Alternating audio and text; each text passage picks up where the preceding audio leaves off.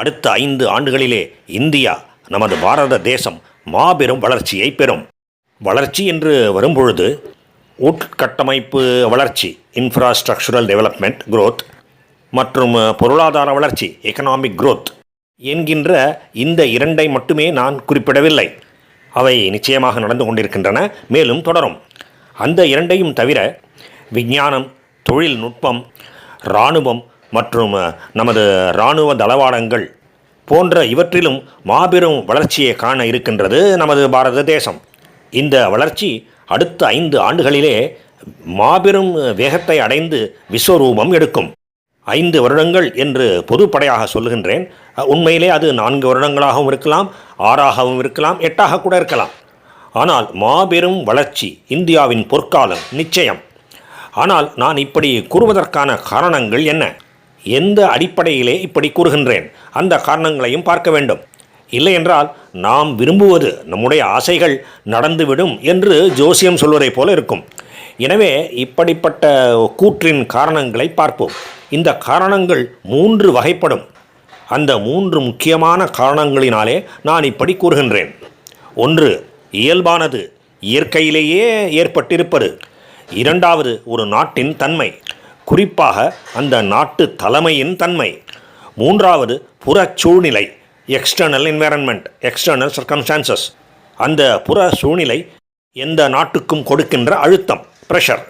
மிக பெரும் சவால், பெர்ஃபார்ம் ஆர் பெரிஷ், அல்லது டூ ஆர் டை, செய்வோம் அல்லது செத்து மடிவோம் என்கின்ற பாணியிலே இருக்கின்ற மிதமிஞ்சிய அழுத்தம்.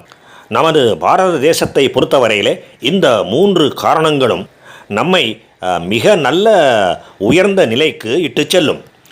முதலாவது, இயற்கையிலேயே அமைந்திருப்பது.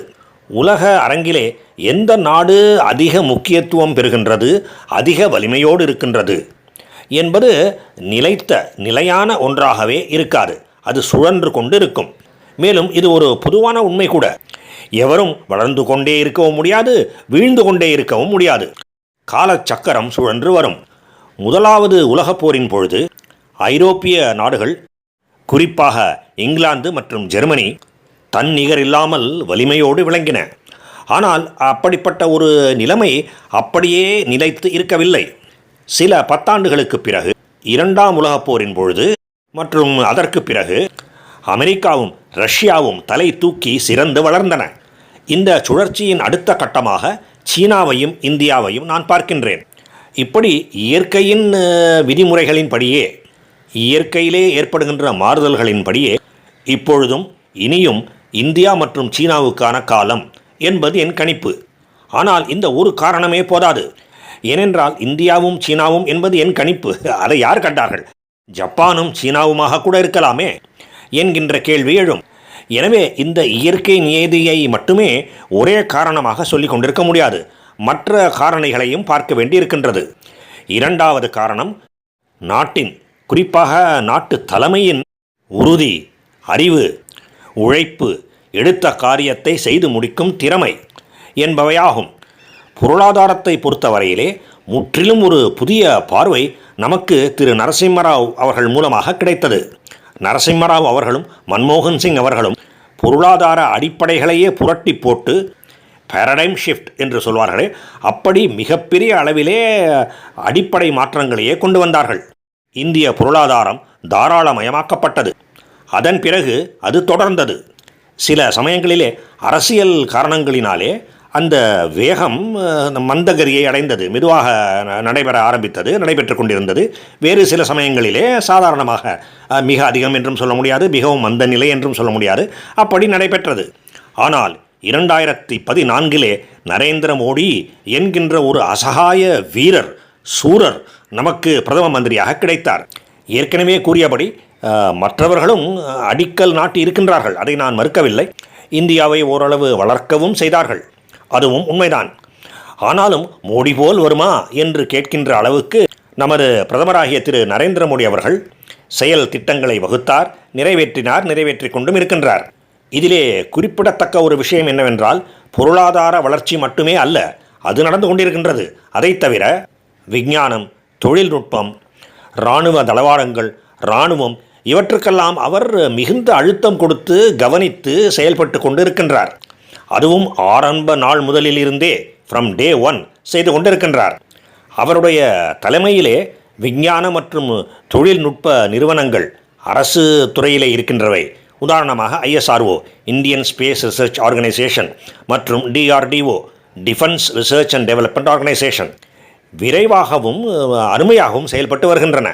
செயற்கை கோள்களை சேட்டலைட்ஸ் விண்ணிலே செலுத்துவதிலே பெரிய முன்னேற்றத்தை கண்டிருக்கின்றோம்.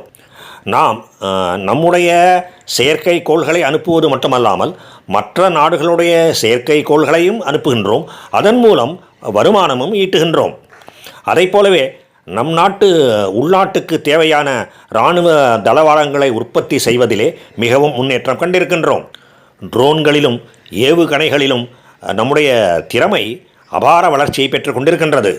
அவற்றிலே கூட நாம் நமது உள்நாட்டு தேவைகளை பூர்த்தி செய்வது மட்டுமல்லாமல் வெளிநாடுகளுக்கும் ஏற்றுமதி செய்கின்றோம். இராணுவ தளவாடங்கள் பெருமளவிலே ஏற்றுமதி செய்யப்படுகின்றன. மற்ற நாடுகள் விரும்பி நம்மிடம் வாங்குகின்றன. நமது இராணுவ தளவாடங்கள் அவ்வளவு சிறப்பாக செயல்படுகின்றன. இவையெல்லாம் உயர்மட்ட தொழில்நுட்பம் என்று வைத்துக்கொள்ளலாம். ஆனால் அந்த தொழில்நுட்பத்தை கடைசி மனிதர் வரை அனுப்புவதிலே கூட நரேந்திர மோடி அவர்கள் எந்த விதமான சுணக்கமும் காட்டவில்லை. அதிலும் விரைந்தும் அழகாகவும் அருமையாகவும் செயல்பட்டிருக்கின்றார். இன்று QR கோடு இல்லாத சிறிய பெட்டுக்கடைகள் கூட இல்லை என்கின்ற நிலைமையை அடைந்திருக்கின்றோம். அதையெல்லாம் பாமர மக்கள் கூட மிகவும் எளிதாக கையாளுகின்றார்கள். அவ்வளவு தூரம் அது பழக்கத்திலே வந்துவிட்டது. பொருளாதாரத்தை பொறுத்தமட்டிலே உலக நாடுகளின் தர வரிசையிலே நாம் முன்னேறி கொண்டிருக்கின்றோம். இப்பொழுது இன்று ஆஸ் ஆன் டுடே இந்த உலகத்தின் 4வது பெரிய பொருளாதாரமாக இருக்கின்றோம். விரைவிலேயே இப்பொழுது 3வது இடத்திலே இருக்கின்ற ஜப்பானை பின்னுக்கு தள்ளிவிட்டு நாம் 3வது இடத்தை பிடித்து விடுவோம். இப்பொழுதே ஜப்பானுக்கும் இந்தியாவுக்கும் இருக்கின்ற இடைவெளி மிக குறைவுதான். எனவே அந்த இடைவெளியை மிக எளிதிலே தாண்டி சென்று விடுவோம். 3வது இடத்தை வெகு எளிதிலே பிடித்து விடுவோம். ஆனாலும் அடுத்த 5 வருடங்களுக்குள்ளே 2வது இடத்தை பிடித்து விடுவோமா, இன்னும் முன்னேறி சென்று 2வது இடத்தை பிடித்து விடுவோமா என்று உறுதியாக சொல்ல முடியவில்லை. ஏனென்றால் இப்பொழுது 2வது இடத்தில் இருப்பது சீனா. அந்த சீனாவுக்கும் இப்பொழுது 4வது இடத்திலே இருக்கின்ற இந்தியாவுக்கும் இருக்கின்ற இடைவெளி மிகவும் பெரியதாக இருக்கின்றது. எனவே அடுத்த 5 ஆண்டுகளிலே 2வது இடத்தை பிடித்து விடுவோம் என்று நிச்சயமாக சொல்ல முடியவில்லை. ஆனால் அடுத்த 5 ஆண்டுகளிலே இப்பொழுது இருக்கின்ற இந்த பெரிய இடைவெளியை மிகவும் குறைத்து விடுவோம் என்பதை உறுதியாக நம்பலாம். இதெல்லாம் எப்படி சாத்தியமாயிற்று? கனவுகளும் குறிக்கோளும் கொண்ட ஒரு மனிதர் நரேந்திர மோடி என்பவர். அவருக்கு மிகுந்த ஆதரவோடு வலிமை சேர்க்கின்ற பாஜக என்கின்ற கட்சி, இவற்றுக்கெல்லாம் பின்புலத்திலே அமைப்பு ரீதியாக RSS கொடுக்கின்ற பலம். இப்படிப்பட்ட அருமையான விஷயங்கள் காங்கிரஸ் கட்சிக்கு கிடைத்திருந்தால் அவர்களும் நல்லபடி செயலாற்றியிருப்பார்களாக இருக்கலாம். அதை நான் மறுக்கவில்லை. ஆனால் மோடிக்கும் பிஜேபிக்கும் RSSக்கும் அப்படிப்பட்ட உறுதியும் துணிவும் இருக்கின்றன. அதனால் இவையெல்லாம் இப்படிப்பட்ட சாதனைகள் எல்லாம் சாத்தியமாகின்றன.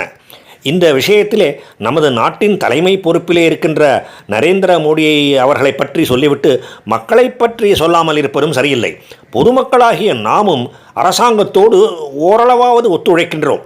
குறைந்தபட்சம் மோடி அவர்களை திரும்ப திரும்ப அரியணையிலே ஏற்றுகின்றோம் என்று சொல்கின்ற அளவுக்காவது நாம் அரசாங்கத்துடன் ஒத்துழைக்கின்றோம். எனவே இந்த சாதனைகளிலே பொதுமக்களாகிய நமக்கும் ஒரு நல்ல பங்கு உண்டு. நாமும் நிச்சயமாக மகிழ்ச்சி அடையலாம். நரேந்திர மோடி ஆகிய பிரதம மந்திரிக்கும் நாட்டு மக்களாகிய நமக்கும் அப்படி ஒரு நல்ல தன்மை இருக்கின்றது. அதையெல்லாம் வெளியிலே கொண்டு வந்தும் இருக்கின்றோம். இதைத்தான் 2வது காரணமாக குறிப்பிட்டு இருந்தேன். இனி 3வது காரணம், சூழ்நிலை ஒரு நாட்டுக்கு கொடுக்கின்ற அழுத்தம். அந்த அழுத்தம் அந்த நாட்டை கட்டாயமாக முன்னோக்கி தள்ளிவிடுவது. வளர்ந்தே ஆக வேண்டும், வேறு வழியே இல்லை என்கின்ற நிலைமையை உருவாக்குவது. இப்படிப்பட்ட ஓர் அழுத்தம் புற சூழ்நிலைகளால், வெளியிலே இருக்கின்ற காரணங்களால் ஏற்படுகின்றது. இப்பொழுது இப்படிப்பட்ட ஒரு மாபெரும் அழுத்தம் அமெரிக்க அதிபரான டொனால்டு ட்ரம்ப் அவர்களின் மூலமாக நமக்கு கிடைத்திருக்கின்றது, இந்தியாவுக்கு கிடைத்திருக்கின்றது. ட்ரம்ப் அவர்கள் முட்டாள்தனமாகவும் பைத்தியக்காரத்தனமாகவும் இந்தியாவை பகைத்து கொள்கின்ற அளவுக்கு வரி விதிப்புகளை விதிக்க, அப்படிப்பட்ட வரி விதிப்புகளெல்லாம் அமெரிக்காவுக்கே மிகவும் கெடுதலை செய்யும் என்பது கூட தெரியாமல் புரியாமல் அவர் கண்களை மூடிக்கொண்டு செயல்படுகின்ற விதம் இந்தியாவுக்கு அப்படிப்பட்ட ஒரு அழுத்தத்தை உருவாக்கியிருக்கின்றது. இந்தியா செயல்பட வேண்டும், அதிகமான அளவிலே செயல்பட வேண்டும் மற்றும் விரைந்து செயல்பட வேண்டும் என்கின்ற சூழ்நிலையை உருவாக்கியிருக்கின்றது. அப்படிப்பட்ட அழுத்தம் அது. செய்துதான் தீர வேண்டும், வேறு வழி இல்லை. செய்யவில்லை என்றால் உலக அரங்கிலே நாம் காணாமலே போய்விடுவோம். இதை மிக மிக நன்றாக உணர்ந்திருக்கின்றார் நமது பிரதமர். எனவே மிக தீவிரமான மற்றும் உடனடியான நடவடிக்கைகளிலே எதிர்வினைகளிலே அவர் இறங்கியிருக்கின்றார். அமெரிக்காவை எந்த விதத்திலும் பகைத்து கொள்ளவில்லை. ஆனால் மற்ற பல நாடுகளுடன் நம்முடைய இந்தியாவினுடைய வர்த்தக உறவை மேலும் மேலும் பலப்படுத்தி கொண்டிருக்கின்றார், வலிமை பெற செய்து கொண்டிருக்கின்றார். இது அவர் எப்பொழுதுமே செய்வதுதான், அதை நான் இல்லை என்று சொல்லவில்லை. எந்த இடத்திலே என்ன வாய்ப்பு கிடைத்தாலும் அதை இந்தியாவுக்கு நன்றாக பயன்படுத்தி கொள்வதிலே அவர் மிகுந்த திறமையை வல்லமையை காட்டியிருக்கின்றார், அதை நான் மறுக்கவில்லை. அதை போலத்தான் நமது வெளியுறவுத்துறை அமைச்சரான திரு ஜெய்சங்கர் அவர்களும், இந்த இரண்டு பேருமே, மோடி அவர்களும் ஜெய்சங்கர் அவர்களும் போட்டி போட்டுக்கொண்டு வேலை செய்தார்கள். அதனால் உலக அரங்கிலே இந்தியாவின் மீது மற்ற உலக நாடுகள் வைத்திருக்கின்ற மதிப்பும் மரியாதையும் கூடிக்கொண்டே வந்தன.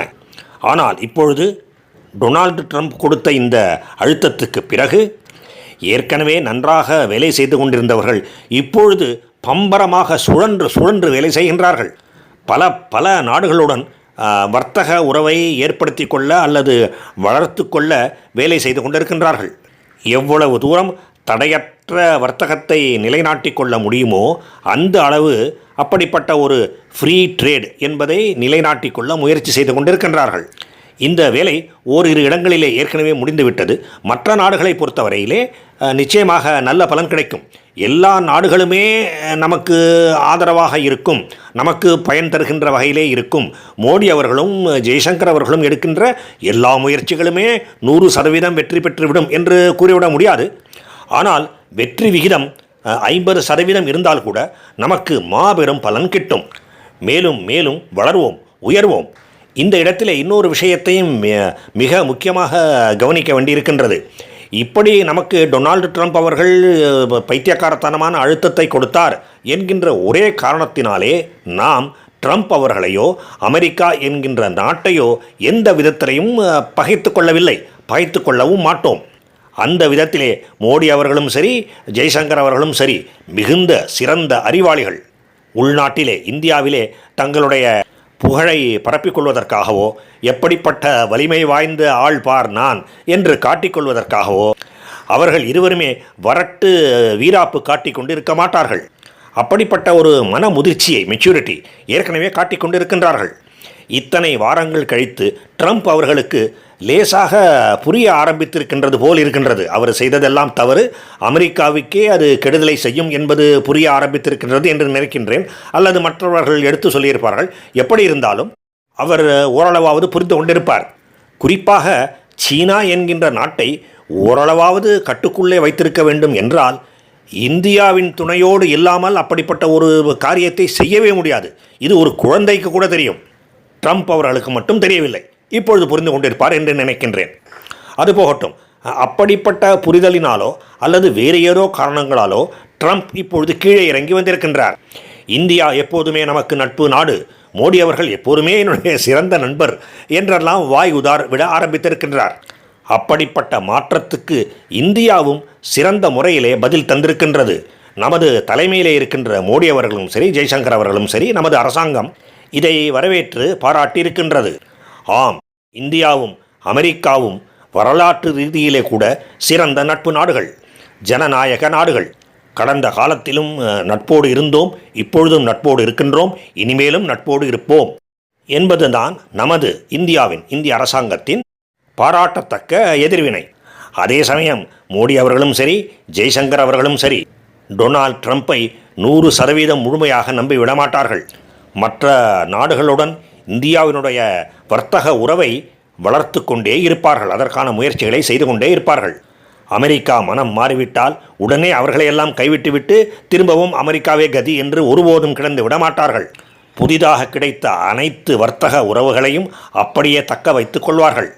அதே சமயம் அமெரிக்காவையும் பகைத்து கொண்டு விட மாட்டார்கள்.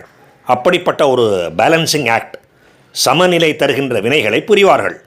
அதனால்தான் இப்பொழுது டொனால்டு ட்ரம்ப் அவர்கள் மூலமாக இந்தியாவுக்கு ஏற்பட்டிருக்கின்ற இந்த அழுத்தத்தை ஒரு முக்கியமான காரணமாக சொல்லியிருக்கின்றேன். அந்த அழுத்தம் நமக்கு தடைக்கல்லாக இருக்கப் போவதில்லை, படிக்கல்லாக இருக்கின்றது. ஆங்கிலத்திலே பிளெஸ்ஸிங் இன் டிஸ்கைஸ் என்று சொல்லுவோமே, அப்படி. எனவே வருங்காலத்திலே இந்தியா மேலும் மேலும் மிக நன்றாக சிறந்து வளர்ந்து ஒரு உன்னதமான இடத்தை அடைவதற்கு இந்த புற சூழ்நிலையும் ஒரு முக்கியமான காரணமாக இருக்கின்றது. சுவாமி விவேகானந்தர் அவர்களும் இந்த விஷயத்தை பற்றி குறிப்பிட்டிருக்கின்றார். சூழ்நிலை மோசமாகத்தான் ஒரு மனிதனுடைய உள்ளே பொதிந்து கிடக்கின்ற சக்தியெல்லாம் வெளிப்படும் என்று அவர் கூறியிருக்கின்றார். இப்பொழுது இந்தியாவுக்கு நடந்து கொண்டிருப்பதும் அதுதான். எனவே ஒன்று, இயற்கையின் சுழற்சி, இயற்கை நியதி. 2, நமது நாட்டின் மற்றும் நாட்டின் தலைமையின் அடிப்படை பண்புகள், திறமைகள். மற்றும் 3, நம்முடைய இந்தியாவினுடைய புற சூழ்நிலை இந்தியாவுக்கு கொடுத்திருக்கின்ற அழுத்தம்.